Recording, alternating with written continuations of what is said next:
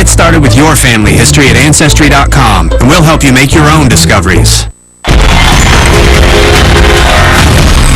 Going back to Harville, the White House has been feeling a bit defensive on this subject of rising gas prices. So today, President Obama wrapped up a two-day, four-state tour defending his energy policies. His first stop today, Cushing, Oklahoma, where he announced he's fast-tracking construction of the southern part of the much-debated Keystone pipeline from Cushing to the Gulf southward. And as he made the announcement, he gave Republicans in Congress a jab for making the pipeline a political issue. Let's listen. Our experts said that we needed a certain amount of time to review the project. Unfortunately, Congress decided they wanted their own timeline. Today, we're making this new pipeline from Cushing to the Gulf a priority. So the southern leg of it, we're making a priority, and we're going to go ahead and get that done. The northern portion of it, we're going to have to review properly to make sure that the health and safety of the American people are protected.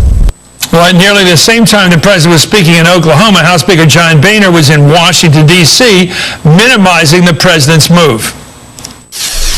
The president's down here in Oklahoma taking credit for a part of the pipeline that's going to go through the normal process. It's already gotten its approvals. And this idea that the president is going to expedite this will have no impact. Well, there you go. The politics continues. Joining me right now is Republican Congressman from Oklahoma, James Langford. Thank you, Congressman, and MSNBC political analyst and editor-at-large of Salon, Joan Walsh. What is the problem with this pipeline? Why is it a political issue, Congressman? Why isn't it being built? Why, if it isn't being built, is that an opportunity to slam the president? It's not being built, and that is the frustration. When the president said Congress jumped into it, the previous pipeline that went from Canada into the United States across that border, same company, same process, took 24 months to permit. This one is at 44 months and climbing. And so the frustration is, let's get on with it. This is just another pipeline that's coming. In fact, we passed a pipeline safety bill out of the House and the Senate. The president signed it last year, so this will be even more safe in the process. What do you make of the charge that, or the argument that the reason there's a slowness in getting this approved is there is an endangerment of people's water wells? That people have wells all along the Northwest Pipeline route, and now along that route there are people who get their water from the ground, and if you start running pipeline through it, you can, with pipelines, by the way, leak. They do leak. You're endangering their water sources. Well, here's the problem with that. If you actually looked at a map of that underground aquifer that runs from Nebraska all the way south into Texas, if you looked at a map of that aquifer and then also laid the pipeline map on top of it, there are thousands of miles of pipeline that already run from that aquifer. Now, I'm all for the people in Nebraska being able to determine the route for it, but it's difficult to say we've got to make sure this pipeline doesn't go through this aquifer when there are thousands and thousands of miles of pipeline already there. But isn't this a 10-lane highway of pipeline? Isn't this exponentially a greater highway for oil, and Chris, therefore actually, a more troubling concern? No, sir. This is actually will be the safest pipeline ever. We just put in new safety regulations through the House and the Senate last year the president signed on to, so this has to meet those excessive new safety regulations on that. So it's a very big deal to get a chance to protect water, but we're not in a situation where we're worried about every pipeline. If you look at our pipeline map, we have thousands of miles of pipeline.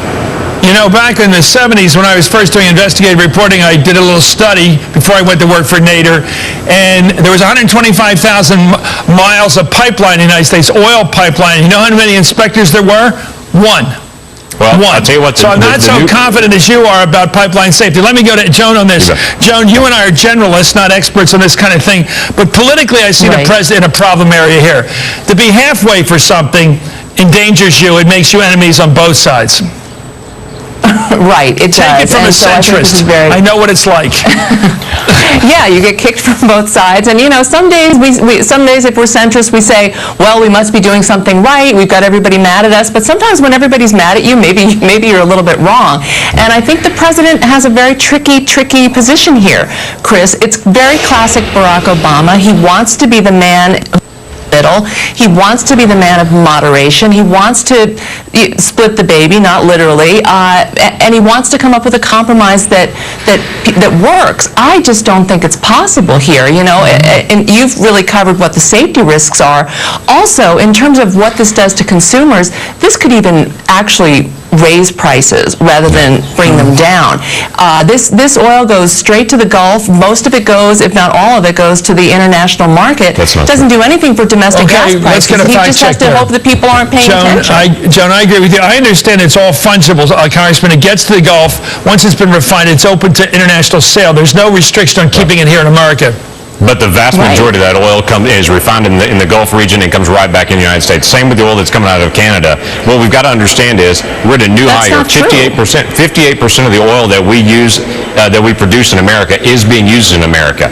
And so that 58% of all the oil, we're not exporting the vast amount. The president's dead on that we're producing more. But if you take Canada, Mexico, and the United States, put the three of us together in pipelines, it's right at 80% of all the oil that we would use. We could finally work towards getting off of Middle East oil. Okay, well, we have no control over that. But actually, we have no control. I know the facts. We can't control where that oil goes once it's refined. It's on the international market. It may come back here. It may not. Thank you, Congressman Langford, for coming on Hardball.